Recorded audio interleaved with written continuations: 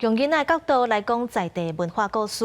2023年，原来家乡遐尼水儿童家乡故事创作绘本的新册发表会，这回拢总有5间学校来参加。除了推广当地文化特色，嘛提倡保护生态观念。新册会伫台北的世博1馆展到2月初5。红某若甘心，乌土嘛会变黄金。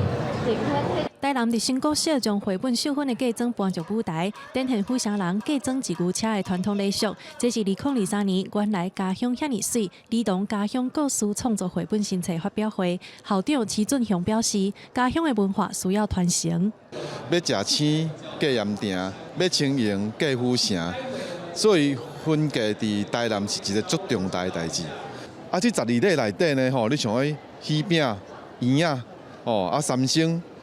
搁有西米露，西装，等等这穿6项，这叫做小礼。啊，若穿12项大礼，就是这些物件咱全部拢爱穿伫内底。另外一边，喜树国小是将当地一个海鸡仔砖头做古石的由来画做绘本，教囡仔爱敬天爱地、保护生态的观念。